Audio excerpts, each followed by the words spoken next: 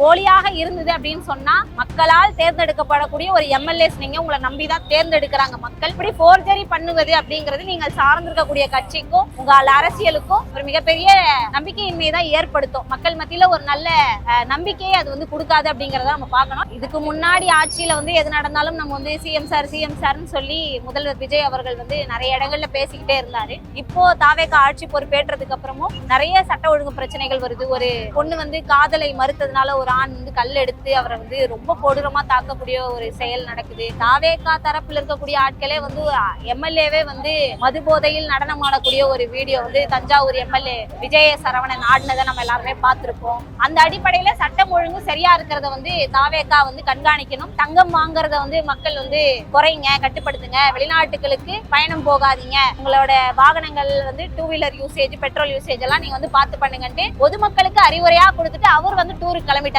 மோடி வந்து.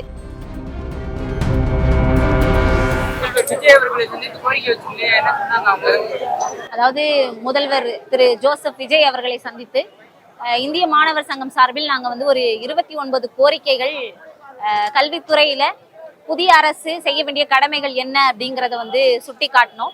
ஸோ அவரும் வந்து அந்த கோரிக்கைகள் அனைத்தையும் வந்து கோத்ரூ பண்ணிட்டு ஒரு 6 கோரிக்கைகளை என்னால் உடனடியாக நிறைவேற்ற முடியும், மற்ற கோரிக்கைகள் நிறைவேற்றுவது தொடர்பாகவும் இந்த அரசு வந்து நிச்சயம் பரிசீலிக்கும் அப்படிங்கிற ஒரு உறுதியை முதல்வர் வந்து எங்களுக்கு கொடுத்தாரு. அதுல குறிப்பா அவர் சொல்லியிருக்கக்கூடிய கோரிக்கைகள் என்ன அப்படின்னா, ஒவ்வொரு கல்வியாண்டும் கட்டாய கல்வி உரிமை சட்டத்தின் கீழ் 25% வந்து இடஒதுக்கீடு வந்து நிரப்பப்படும். அதை வந்து இந்த ஆண்டு முழுமையாக நிறைவேற்றுவதை உறுதி செய்கிறோம். அதே போல பள்ளி கல்லூரிகள்ல அடிப்படை வசதிகள், குடிநீர், கழிப்பறை போன்ற அடிப்படை வசதிகள் முறையாக அமைப்பதை வந்து உறுதி செய்கிறோம். அதே போல மாணவிகளுக்கு பள்ளி கல்லூரிகள்ல வந்து இலவச நாப்கின்கள் வழங்குவதை இந்த அரசு வந்து நிச்சயமாக உறுதி செய்யும். ஆசிரியர்களுக்கான ஒரு 2 கோரிக்கையை வந்து சொல்லியிருந்தாரு. பகுதி நேர ஆசிரியர்களை வந்து நிரந்தரப்படுத்துறது, அதே போல காலி பணியிடங்கள், ஆசிரியர் காலி பணியிடங்களை நிரப்புவது அப்படிங்கிற ஒரு விஷயத்தையும் சொல்லியிருந்தாரு. கூடுதலா நாங்க வந்து இப்ப இந்த சிபிஎஸ்இல மும்மொழி கொள்கை வந்து அமல்படுத்துறதுக்கான ஒரு விஷயத்த வந்து சொல்லியிருக்கிறாங்க. அதே போல அதுக்கு வந்து பப்ளிக் எக்ஸாம் கிடையாது. அது வந்து அந்த ஸ்கூலே வந்து அந்த மார்க்கை வந்து மதிப்பீடு செய்து அந்த விஷயத்த மட்டும் ஆட் பண்ணிக்கணும் அப்படிங்கிற மாதிரி இப்ப சிபிஎஸ்இ ஒரு அறிவிப்பு வந்து விட்டுருக்கு. தமிழ்நாடு அரசினுடைய மொழிக் கொள்கை என்னவாக இருக்கும் அப்படிங்கிறது வந்து எங்களுக்கு ஒரு சந்தேகத்தை ஏற்படுத்துது. அதுக்கு என்ன அப்படின்றத நாங்க வந்து கேட்கும் போது நீங்கள் வந்து நிச்சயமாக நம்பலாம், இந்த அரசினுடைய மொழிக் கொள்கை என்பது இருமொழி கொள்கையாகத்தான் இருக்கும் அப்படிங்கிற ஒரு உறுதியையும் சேர்த்து ஒரு 6 கோரிக்கைகளை அரசு வந்து இந்த கல்வியாண்டு முதல் நிறைவேற்றும். அதே போல நாங்க வந்து பேசும்போது என்னன்னா, குறிப்பா மாணவர் ஜனநாயக பேரவை தேர்தல், முதல்வர் அவருடைய திரைப்படம் மாஸ்டர் உள்ளிட்டு இந்த கோரிக்கைகளை முன் வச்சு அந்த பட கதை கூட இருக்கு. ஸோ அதனால நாங்க இதெல்லாம் சுட்டி காட்டி முதல்வர் அவர்களிடம் பேசணும். அப்ப அவர் என்ன சொன்னாருன்னா, நிச்சயம் நீங்க சொல்லக்கூடிய இந்த கோரிக்கை மாணவர் ஜனநாயக பேரவை தேர்தல் அப்படிங்கிறது ரொம்ப முக்கியம்தான், அதை நிறைவேற்றும் இந்த அரசு வந்து பரிசீலிக்கும். கூடுதலா நாங்க வந்து விடுதிகள் வந்து தமிழ்நாட்டுல வந்து ரொம்ப மோசமான ஒரு கண்டிஷன்ல வந்து இருக்கு. ஸோ விடுதிகள் மேம்படுத்துறதுங்கிறது முக்கியம். அதே நேரத்துல விடுதி மாணவர்களுக்கான உணவு படி அப்படிங்கிறது வந்து கல்லூரி மாணவர்களுக்கும் பள்ளி மாணவர்களுக்கும் மாதம் 1400 ரூபாய் 1500 ரூபாய் அப்படிங்கிற மாதிரி தான் இருக்கு. அதை வந்து ஒரு நாளைக்கு நாம கணக்கிட்டோம்னா 50 ரூபா 60 ரூபா கூட வராது. இப்படியான சூழ்நிலையில எப்படி ஒரு மாணவருக்கு சத்தான உணவை நம்ம கொடுக்க முடியும் அப்படின்ற கேள்வியை முன் வச்சு அதை உயர்த்துவதை அரசு வந்து கூடுதல் கவனம் எடுத்துக்க வேண்டும் அப்படிங்கறத நம்ம சுட்டி காட்டணும். நிச்சயமா இந்த அரசு வந்து அடுத்தடுத்த கட்டமா இதை நாங்க வந்து இம்ப்ளிமெண்ட் பண்றதுக்கான முயற்சிகளை செய்கிறோம் அப்படிங்கிற வாக்குறுதியை அவர் எங்களுக்கு வந்து கடந்த சந்திப்பில் முதல்வர் தரப்பிலிருந்தான் எங்களுக்கு அழைப்பு விடுக்கப்பட்டது. அதன் அடிப்படையில் நம்ம போய் சந்திச்சோம். அந்த சந்திப்புல அவர்கள் வந்து இந்த கோரிக்கைகளை நிறைவேற்றி தருவதாக வாக்குறுதி அளிச்சாங்க.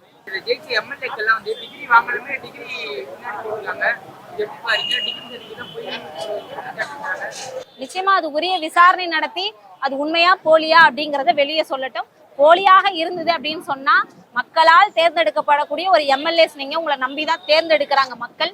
இப்படி போர்ஜரி பண்ணுவது அப்படிங்கிறது நீங்கள் சார்ந்திருக்கக்கூடிய கட்சிக்கும் உங்கள் அரசியலுக்கும் ஒரு மிகப்பெரிய நம்பிக்கையின்மையை தான் ஏற்படுத்தும். மக்கள் மத்தியில ஒரு நல்ல நம்பிக்கையை அது வந்து கொடுக்காது அப்படிங்கிறத நம்ம பார்க்கணும். நிச்சயமா அதை வந்து விசாரிச்சு உரிய நடவடிக்கை எடுக்கணும் அப்படிங்கிறத சொல்லிக்கலாம். இதுக்கு முன்னாடி ஆட்சியில வந்து எது நடந்தாலும் நம்ம வந்து சிஎம் சார்னு சொல்லி முதல்வர் விஜய் அவர்கள் வந்து நிறைய இடங்கள்ல பேசிக்கிட்டே இருந்தாரு. இப்போ தாவேக ஆட்சி பொறுப்பேற்றதுக்கு அப்புறமும் நிறைய சட்ட ஒழுங்கு பிரச்சனைகள் வருது. ஒரு பொண்ணு வந்து காதலை மறுத்ததுனால ஒரு ஆண் வந்து கல் எடுத்து அவரை வந்து ரொம்ப கொடூரமா தாக்கக்கூடிய ஒரு செயல் நடக்குது. தாவேகா தரப்புல இருக்கக்கூடிய ஆட்களே வந்து எம்எல்ஏவே வந்து மது போதையில் நடனம் ஆடக்கூடிய ஒரு வீடியோ வந்து தஞ்சாவூர் எம்எல்ஏ விஜய சரவணன் ஆடினதை நம்ம எல்லாருமே பார்த்திருப்போம். இப்படி தொடர்ச்சியா நிறைய சட்ட ஒழுங்கு பிரச்சனைகள் தாவேகா ஆட்சியில நடந்ததுன்னு சொன்னா அதற்கு முழு பொறுப்பு ஏற்க வேண்டியது தாவேகாவினுடைய கடமைதான். அந்த அடிப்படையில சட்டம் ஒழுங்கு சரியா இருக்கிறத வந்து தாவேகா வந்து கண்காணிக்கணும். அதே நேரத்துல எங்களுடைய இந்திய மாணவர் சங்க தோழர்கள் இந்த நீட் தேர்வு முறைகேடுக்கு எதிராக சாஸ்திரி பவன்ல ஜனநாயக முறையில ஒரு போராட்டம் நடத்துறோம்.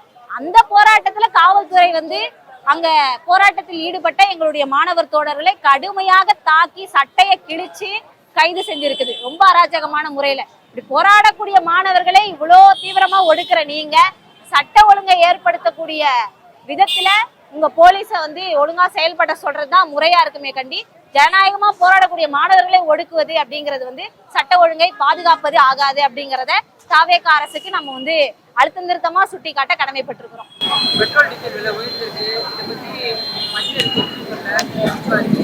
ஆமா, இப்ப வந்து மோடி அதுக்கு பதிலா நமக்கு என்ன சொல்லிக்கிட்டு இருக்காரு அப்படின்னா, தங்கம் வாங்குறத வந்து மக்கள் வந்து குறைங்க, கட்டுப்படுத்துங்க, வெளிநாட்டுகளுக்கு பயணம் போகாதீங்க, உங்களோட வாகனங்கள் வந்து 2 வீலர் யூசேஜ் பெட்ரோல் யூசேஜ் எல்லாம் நீங்க வந்து பார்த்து பண்ணுங்கன்ட்டு பொதுமக்களுக்கு அறிவுரையா கொடுத்துட்டு அவர் வந்து டூருக்கு கிளம்பிட்டாரு மோடி வந்து.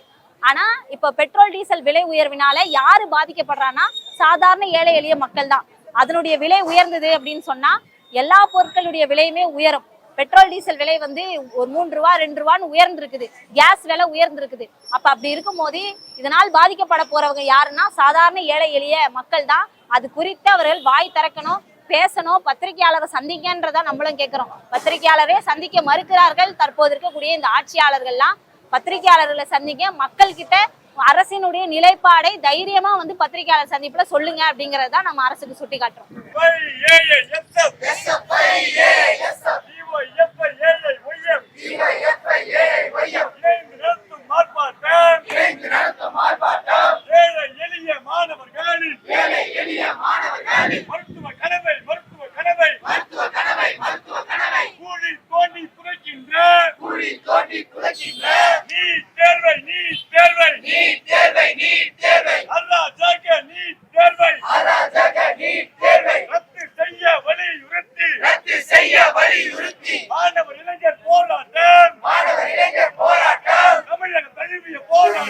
தமிழகம் தழுவிய போராட்டம்